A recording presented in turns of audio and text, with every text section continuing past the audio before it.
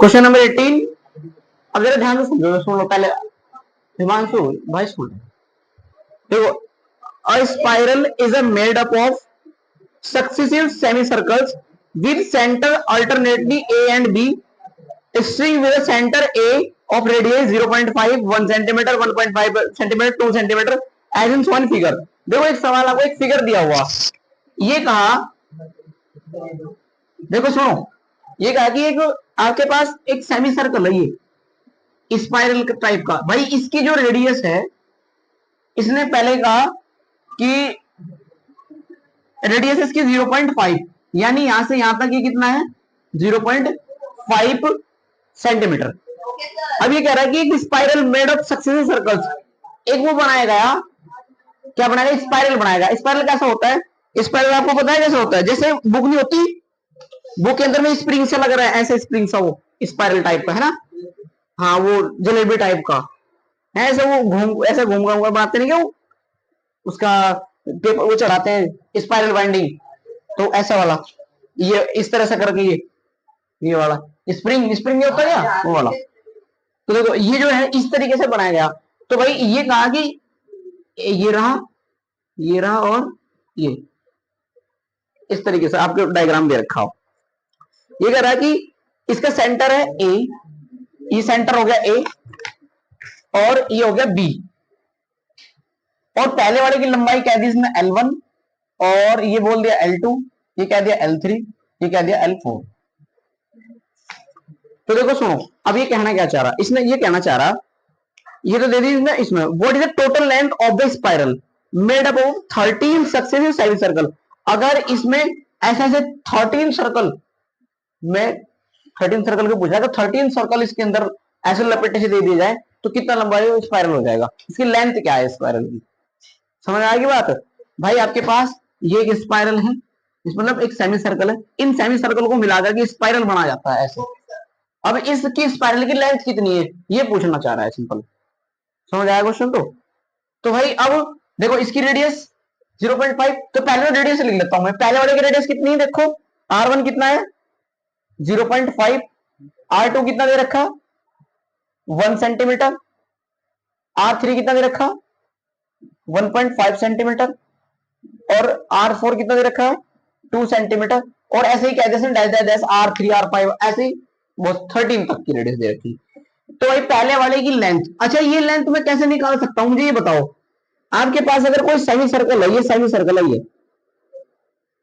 ठीक है, इस सर्कल की मुझे यहां से यहां तक लेंथ चाहिए, ये कितनी है ये, तो आपको पैरामीटर याद है, पैरामीटर ऑफ सर्कल यानी परिमाप किसका, वृत्त का परिमाप। पैरामीटर सर्कल कितना होता है 2 पाई आर, ये होता है ना। अब लेकिन 2 पाई आर तो पूरे का होता है ना, पूरे सर्कल का होता है, यहां से यहां तक ये जो बनाया गया ये 2 पाई आर है पूरे का। लेकिन ये तो आधा है, तो आप देख लीजिए 2 तो भाग कर दूंगा मैं, तो कितना आ जाएगा पाई आर, समझ आई बात। तो जो पहले वाले का जो सरकमफ्रेंस है, मैं कह दूंगा लेट द सरकमफ्रेंस, या मैं ऐसा कह दूं length, length of first, length of first semi circle कितना हो जाएगा भाई, L1 बराबर देखो pi into are, Gaurav L1 कितना होगा पाई इंटू आर। अब पाई तो एज इट इज रख लो, आर की वैल्यू कितनी है 0.5, तो आपके पास 0.5 आर पाई आ गया, L1 आ गई इतनी। फिर आपके पास L2 कितना आएगा, L2 बराबर आएगा पाई R2, भाई तो R1 थी या R2, तो पाई तो रखना है एज इट इज, R2 की वैल्यू कितनी है आपके पास 1, तो कितना आ गया पाई, समझ में आई। फिर नेक्स्ट क्या बोल रहा है, अगर मैं थर्ड L3 निकाल लूं तो कितना होगा पाई R3, तो कितना हो गया पाई R3 की वैल्यू कितनी है 1.5, तो कितना आ गया 1.5 पाई, समझ में आई। अब भाई एक बात बताओ, आपके पास कुछ एपी बन गई इस तरह से, एपी देखो, एपी चेक करो, एपी बन रही है 0.5 पाई, फिर पाई, फिर 1.5 पाई, ऐसे करते करते कितने बना रहे हैं आपको 13 बनाने हैं। ठीक है, ऐसे ऐसे कितने बनाने, 13। तो एक बात बताओ मुझे, जरा ध्यान से समझो, ए की वैल्यू तो कितनी होगी इसमें, 0.5 पाई, डी की वैल्यू कितनी होगी, पाई माइनस 0.5 पाई, तो कितना होगा ये, 0.5 पाई हो जाएगा। भाई एक में से आधा घटाऊंगा तो आधा ही तो मिलेगा। फिर आपके पास क्या है, यहां पर एन की वैल्यू कितनी दे रखी है, 13, 13 दे रखे, ठीक।